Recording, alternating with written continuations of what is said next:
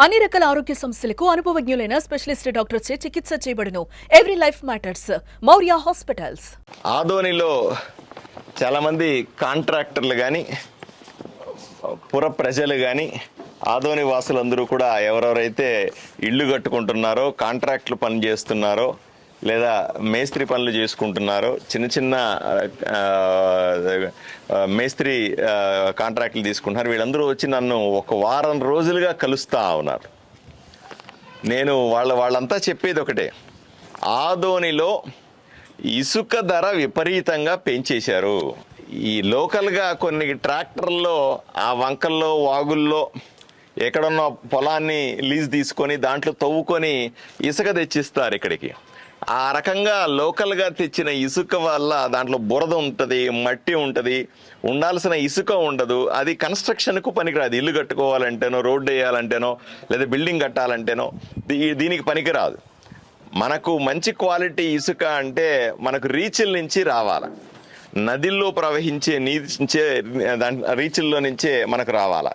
మనకు మంత్రాలయంలో 3 రీచులు అఫీషియల్గా ఉన్నాయి, అక్కడి నుంచే మనకి ఇసుకను తెస్తూ ఉంటారు.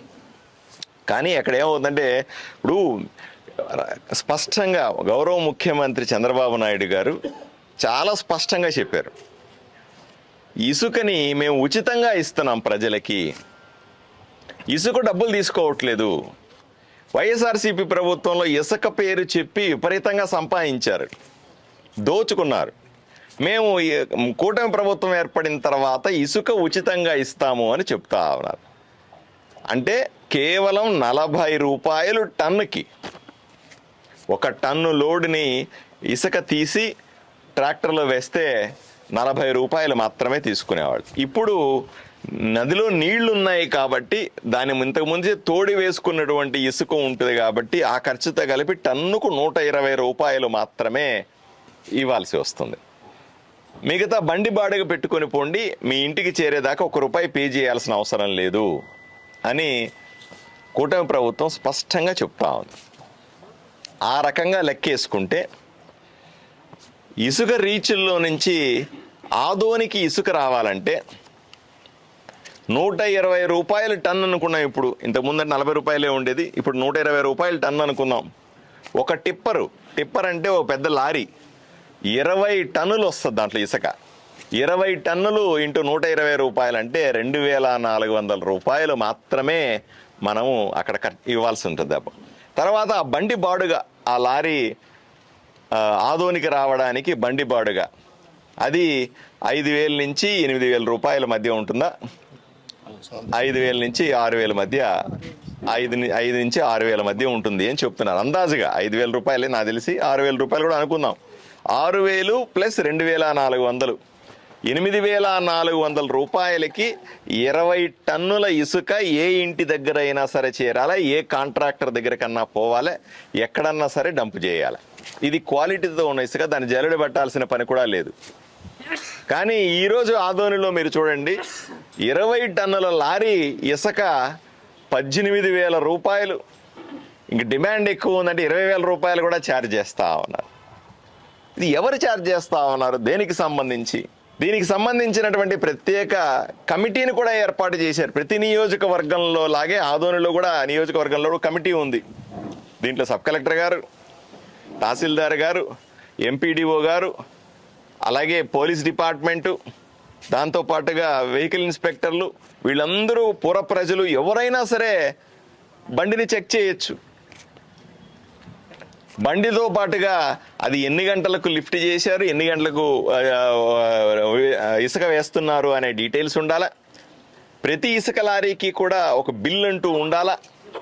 అక్కడ ఎంత లిఫ్ట్ చేశారు, ఎన్ని గంటలు లిఫ్ట్ చేశారనే బిల్లు ఉండాలా. దానికి సంబంధించిన సమాచారం జియో ట్యాగింగ్ ఉండాలా ఆ వెహికల్కి. ఇవన్నీ ఉంటేనే ఇసుక లారీని అనుమతించబడుతుంది, లేకపోతే దాన్ని అక్రమమైన ఇసుకగా మనం పరిగణిస్తాం. మీరు ఇప్పుడు పోయి చూడండి, ఆదోనిలో ఎన్ని లారీలు పోతా ఉంటాయి, రాత్రి పగలు. మీరు రాత్రిళ్ళు చూస్తే ఇంకా విపరీతంగా లారీలు పోతా ఉన్నాయి. ఈ లారీలన్నీ కూడా దేనికి కూడా బిల్లు ఉండట్లే, దేన్ని కూడా పట్టించుకునే పరిస్థితి లేదు. మా ఆదోనిలో ప్రజలు అయ్యా మేము ఇల్లు కట్టుకుంటామయ్యా అంటే 18,000 రూపాయలు ఇసుక టిప్పర్ వేస్తామంటున్నారు. ఎందుకు పనికిరాని ట్రాక్టర్లో అటు ఇటు గుంటల్లో వాగుల్లో తీసుకొచ్చినటువంటి మట్టిని తీసుకొని వచ్చి 3,200 3,500 రూపాయలు చెప్పిన అమ్ముతాను. దాంట్లో సగం కూడా ఇసుక ఉండదు మాకు. ఇది చాలా దారుణం. నేను పలుసార్లు చెప్పాను ఆఫీసర్లకు కూడా, ఏమంటే చాలా కంప్లైంట్లు వస్తున్నాయి ఇసుక మీద. చంద్రబాబు నాయుడు గారు చెప్పింది ఇది కాదు. కూటమి ప్రభుత్వం ఈ రకమైన ఏర్పాటు చేయలేదు. ప్రజలకు వచ్చి తక్కువ ధరకు ఇసుక ఇవ్వాలనుకుంటున్నాం. మనం ఇల్లు కట్టుకునే వాళ్ళకి ఉపశమనం ఇవ్వాలనుకుంటున్నాం, కానీ అలా జరగట్లేదని చెప్తా ఉన్నా. ఎవరి పాటికి వాళ్ళు నిమ్మక నీరెత్తినట్టుగా ఉన్నారు. నేను నిన్ననే జిల్లాధికారులతో మాట్లాడుతూ ఉన్నా, ఇక్కడ పోలీసు వాళ్ళతో మాట్లాడుతూ ఉన్నా, ఈరోజు సబ్ కలెక్టర్ గారు కూడా ఫోన్ చేసి చెప్తాను. ఇది దారుణం. ఇంకోటేంటి, ఇసుక ఇక్కడి నుంచి ఇదే దారిన మనము ఆ కర్నూలు పోతూ ఉండండి ఎప్పుడన్నా, లేకపోతే ఇటు బళ్ళారి పోతూ ఉండండి.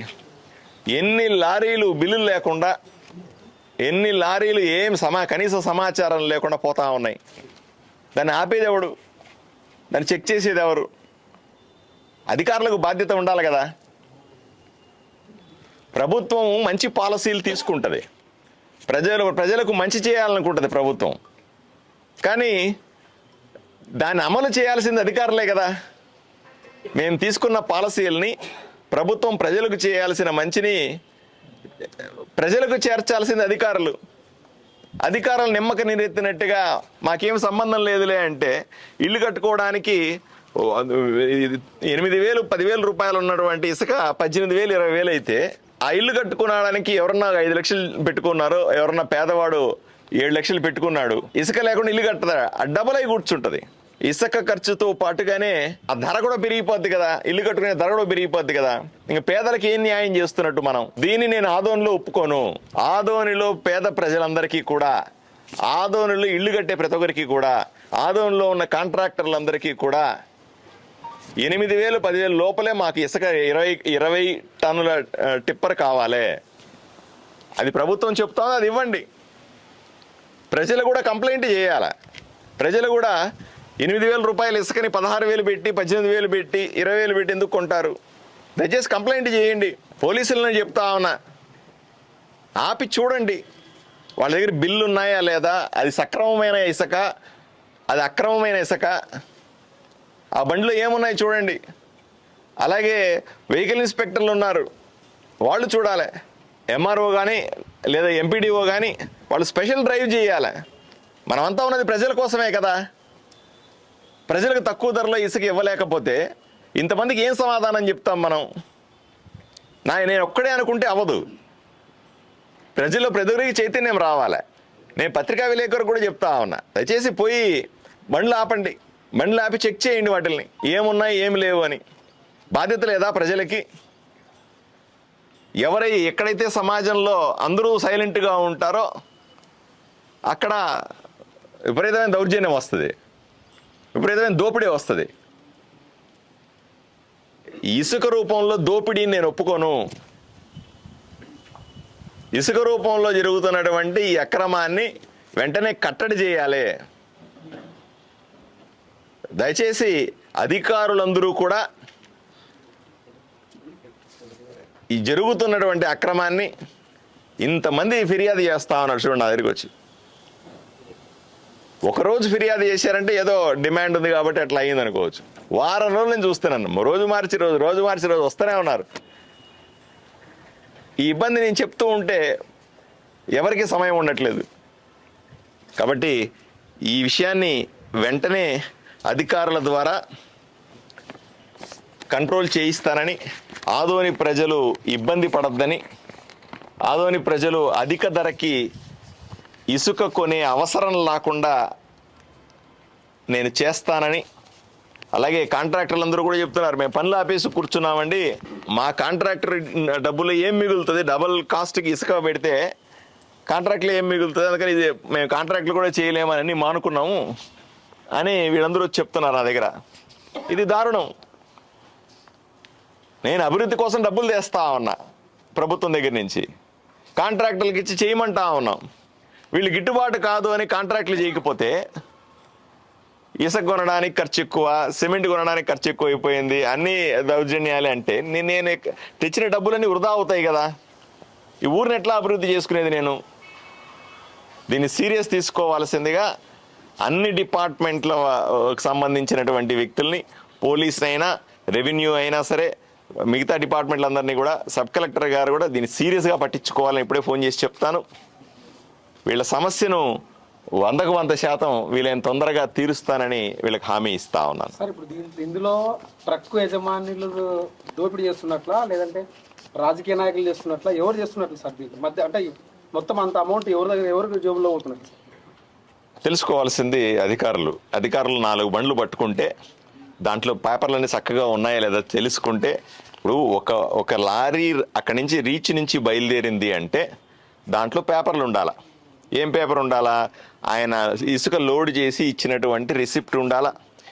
ఆ రిసిప్ట్లో ఏమేమి ఉంటుంది, ఎన్ని గంటలకు లోడ్ ఎత్తారు, ఎంతసేపు ఉంటుంది, ఎన్ని టన్నులు ఉంది ఆ వెహికల్లో, ఇవన్నీ రాసి ఉంటుంది. ఆ వెహికల్కి జియో ట్యాగింగ్ ఉంటుంది. ఇవన్నీ ఉండాలా.